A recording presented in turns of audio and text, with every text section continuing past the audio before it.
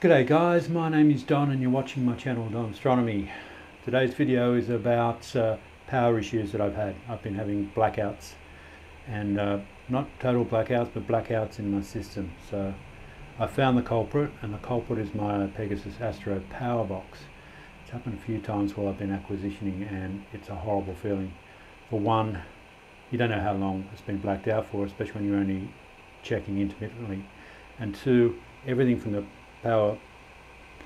Astro Power Box back, my camera, guide camera, my filter wheel, my robotic focuser, everything, and my mount, it's all connected to that. So when it all goes out, it's bang.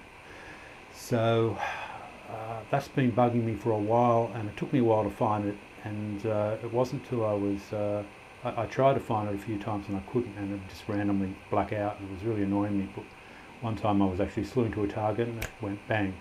So I thought, well, maybe it's a cable issue. And of course, this connection here that goes into the Pegasus Astro Power Box from its transformer, if I touch this cable, if you listen,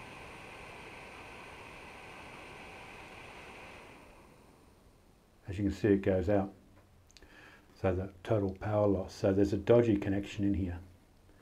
And so today's video, I'm hopefully going to be able to take this apart and fix it. I bought it 3 years ago. I bought it from the United States. I'm in Australia, so I'm not about to send it back. It's out of warranty, so I've had a look. I can't see any screws. I'm hoping I can get inside this, and I'm hoping it's just a dry solder or something like that that I can fix, or if it's a connector I can buy locally. I'm going to give it a go anyway. But I suggest that for those people who, if this is still under warranty, I would just send it back and you try this yourself. But let's get into it.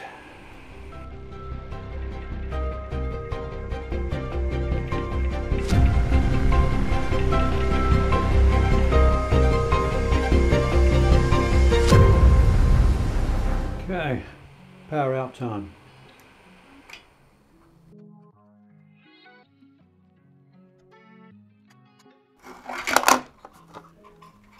Good catch.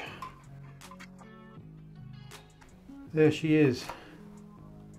Does appear to have some screws in it, so I might be in luck. Might be able to get into it. We'll see.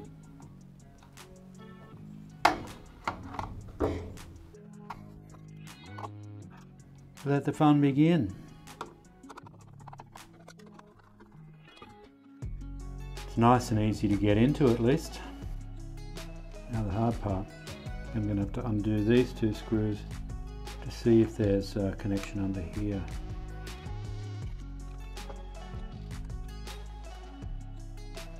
It's very hard to see if it's a connection here, or is it just loose in here. Maybe try to solder this first and then see if that's the case.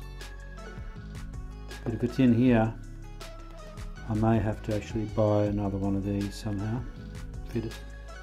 I hope that's not the case, because I want to do some imaging tonight, or at least try to.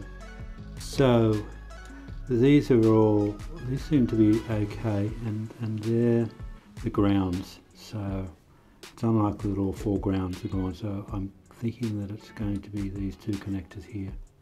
One directly goes from the hot power, which is that one.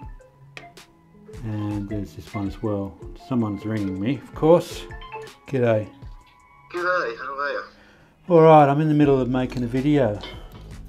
Oh, sorry mate. That's alright. Why don't you, I'm recording right now, so why don't you say hello to everybody? Oh, hello everybody. This is Don's brother Shane. He always manages to ring me whenever I'm doing a video. Alright, I'll let you go. I'll call you later. I'll call you back in a minute, mate. That's it. Sorry about that. Just wants to be in my videos. He's a pest.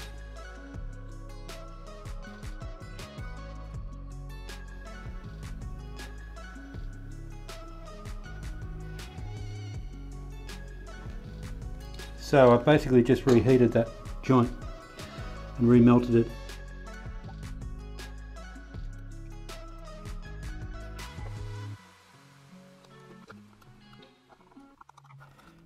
Let's give it a go. I'll try and work out how I had this again.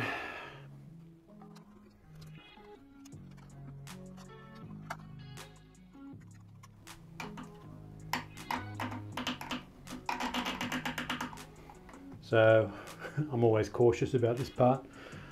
For those of you who are familiar with my channel, I blew up my my Primer Lucelab robotic focuser and my 120 mono guide scope by plugging the wrong power into the wrong thing, so this time I've double checked.